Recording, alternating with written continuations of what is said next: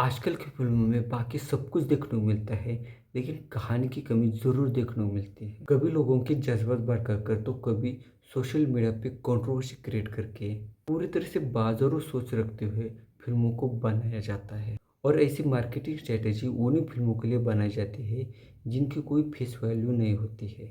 और तो और आजकल की सिनेमा इंडस्ट्री में ये आम सी बात हो गई है। ऐसे में जब धर्मवीर में फ़िल्म की कहानी पूरी ख़त्म हो गई थी, फिर जब धर्मवीर 2 की अनाउंसमेंट होती है, उसका ट्रेलर आता है और अब जाके उसकी मूवी भी रिलीज़ हो गई है, तो शिवसेना के दिवंगत नेता आनंद दिघे जी के जीवन चरित्र के ऊपर आधारित ये मूवी धर्मवीर इस मूवी की सीक्वल की बजाय उसकी प्रोडक्शन वैल्यू, उसकी सिनेमैटिक लिबर्टी को नज़रअंदाज करते हुए पूरी तरह से इलेक्शन की ओर ध्यान खींचने वाली पॉलिटिकल कंट्रोवर्सी बन जाती है। तो चलिए आज इस फिल्म के पीछे की छोटी-मोटी कहानियाँ, इसके इर्द-गिर्द घूमने वाली कंट्रोवर्सीज़ और धर्मवीर 2 ने महाराष्ट्र के राजकारण में राजकीय और सामाजिक तौर पे जो लहरें उठाई है, उस पे भी थोड़ी बात करने की कोशिश करेंगे। धर्मवीर 2 इस मूवी की तरफ जाने से पहले आनंद दिघे जी कौन थे? आनंद दिघे इस नाम के पीछे के असली इंसान को ज़रा जान लेते हैं। 27 जनवरी 1951 में महाराष्ट्र के ठाणे जिले में जन्मे आनंद दिघे जी खाली बस एक राजकीय नेता नहीं थे। उनकी शिवसेना के प्रति एक निष्ठा, समाज के प्रति अनकंडीशनल जवाबदेही और अखंड समर्पण उन्हें कब का लोकनेता बना गया था। बाळासाहेब ठाकरे जी के कट्टर समर्थक और सहयोगी के तौर पे ठाणे परिसर में आनंद दिघे जी को जाना जाता था और सामाजिक अवमूल्यनों की तरफ उनका नजरिया तो आप सब जानते हैं। हिंदू धर्म के लिए तो वो एक संघर्ष योद्धा के तौर पे प्रस्थापित हो गए थे। आनंद दिघे जी का 26 अगस्त 2001 को कार एक्सीडेंट के बाद में हार्ट अटैक से दुखद निधन हो गया था। उनके इस दुखद निधन से महाराष्ट्र के पॉलिटिकल एनवायरनमेंट में जबरदस्त उथल पुथल मच गई थी। ऐसी रिक्त जगह बन गई थी कि जो किसी की भी होने से कभी भी पूरी नहीं हो सकती थी। लेकिन उनकी विचारसरणी को साथ में लेते हुए और महाराष्ट्र प्रदेश की राजकीय गरिमा को एक नया आकार देते हुए महाराष्ट्र के विद्यमान मुख्यमंत्री एकनाथ शिंदे जी का नेतृत्व आगे आ गया। इस सीरीज की पहली फिल्म ने आनंद दिघे जी की लाइफ को बड़े पर्दे पे हाईलाइट दी। एक राजनेता के तौर पे ना सही, लेकिन एक लोक नेता के तौर पे वो लोगों के जन से कितना जुड़े थे, इसके ऊपर फिल्में कुछ ज़्यादा ही चर्चा देखने को मिली थी। अभिनेता प्रसाद ओक ने आनंद दिघे जी का किरदार जो बड़े पर्दे पे उतारा था, वो बहुत ही ज़बरदस्त था और लोगों में आग लगा के गया। उनका सामाजिक रीति रिवाज और न्याय के प्रति का लड़ा लोगों के दिल को छू गया था। धर्मवीर इस मूवी को उम्मीद से भी ज़्यादा का प्रतिसाद मिला। हालांकि यहाँ पे आनंद दिघे जी का कर्तृत्व जितना महान था उतना ना सही, लेकिन प्रसाद ओक का अभिनय जबरदस्त था। जैसे ही धर्मवीर 2 का ट्रेलर रिलीज हो गया तो लोगों के सामाजिक जीवन में इस फिल्म के प्रति उत्सुकता तो जबरदस्त देखने को मिली ही, लेकिन पॉलिटिकल जीवन में जबरदस्त आग लगी हुई देखने को मिली।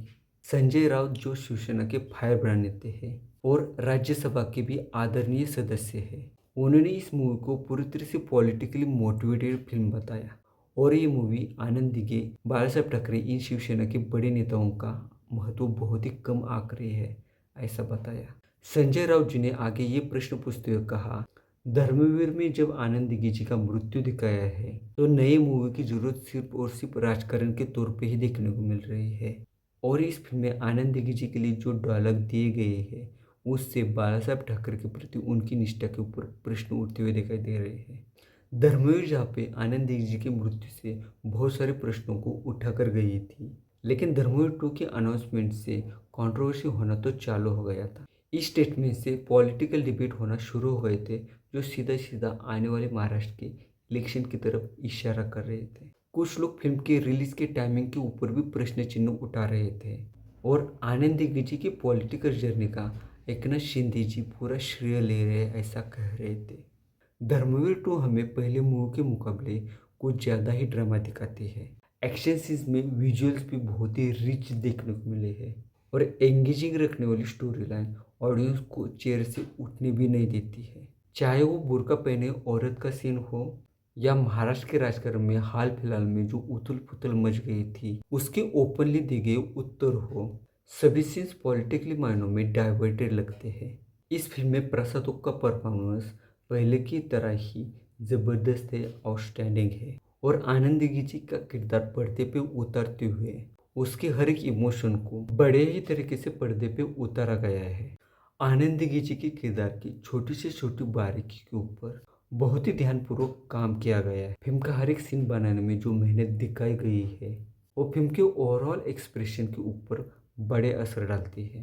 फिल्म की सिनेमाटोग्राफी बढ़िया है जो फिल्म देखने का अनुभव एक अलग ही लेवल पे ले जाती है। वैसी बात फिल्म के बैकग्राउंड स्कोर की भी है।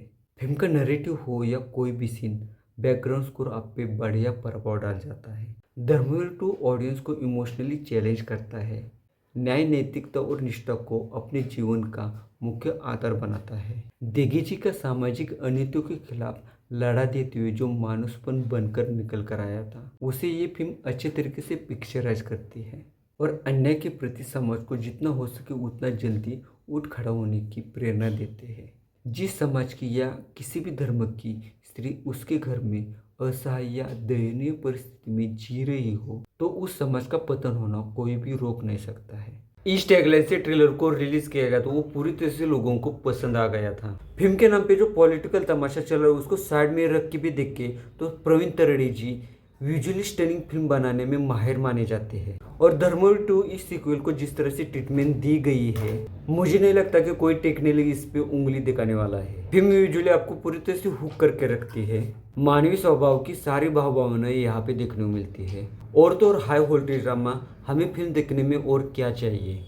फिल्म का हर एक सीन आपको तरड़े की डायरेक्शन स्किल की याद दिलाता है और आगे आने वाली फिल्मों में और भी बेहतरी की गारंटी देता है। आनंद जी का किरदार करने वाले प्रसाद ओक की भी यह बात होनी चाहिए, वो मानो जैसे पूरी फिल्म का आत्मा है। जहाँ पे फिल्म का पूरा बार उसके ही कंधों पे देखने को मिलता है वो पूरा प्रभाव बनाने में कहीं पे भी कम नहीं पड़ता है। उसकी अदाकारी लोगों को इमोशनली और भी फिल्म से ज्यादा अटैच कर जाती है। धर्मवीर 2 महाराष्ट्र के राजकारण में जो पॉलिटिकली इम्बैलेंस बनता जा रहा है उसके उत्तर देने की ज्यादातर कोशिश करती रहती है और ज्यादातर राजनेताओं की ठगी को बेनकाब भी करती है। हालांकि धर्मवीर और धर्मवीर 2 ये सिनेमेटिक ट्रिब्यूट है आनंद दिग्विजय की पॉलिटिकल करियर के लिए, जो आनंद दिग्विजय की दूसरी बाजू से भी लोगों को रूबरू कराता है। हालांकि कुछ लोगों को यहाँ पे मिर्ची लगनी जायज है, तो चांस है कि बदनाम हुए तो क्या हुआ, लेकिन फिल्म का नाम तो चर्चा में जरूर रहेगा और साथ ही में महाराष्ट्र के राजकारण में पॉलिटिकल कंट्रोवर्सी चलती भी रही। फिल्म की कहानी की जबरदस्त थीम, मुख्य कलाकारों का जबरदस्त अभिनय और प्रवीण तरड़े जी का आज के मौसम के साथ में चलने वाला डायरेक्शन फिल्म को चर्चा में तो जरूर रखेगा, चाहे रिलीज के बाद में महीनों क्यों न बीत जाए। कुछ लोग इस फिल्म की तरफ सामाजिक न्याय के लिए लड़ने वाले एक हीरो के तौर पे देख रहे हैं, तो कुछ लोग अपने पॉलिटिकल एजेंडा को सेट करने की फिराक में देखते हैं। एक बात तो पक्की है कि इस फिल्म को ना देखने के आप हजार बहाने बना सकते हो, लेकिन इसे नजरअंदाज नहीं कर सकते हो। हालांकि ये फिल्म पॉलिटिकल और सोशली जिस इंसान को पिक्चराइज करती है तो उनके कार्यकर्ता उनके उद्देश्य से अपनी जिंदगी को किस तरह से बांध लेते हैं या पॉलिटिकल कंट्रोवर्सी में फंसे रहते हैं, यही देखना फिल्म बनाने के पीछे का मुख्य उद्देश्य बनने वाला है। धर्मवीर 2 मुक्काम पोस्ट आने ये फिल्म आपको कैसे लगी प्लीज कमेंट करके बताना। मेरा ही रिव्यू अच्छा लगे तो लाइक और मेरे चैनल को सब्सक्राइब जरूर कर देना। मिलते हैं अगले वीडियो में और एक नए रिव्यू के साथ में और एक नई फिल्म के साथ में, तब तक के लिए नमस्कार।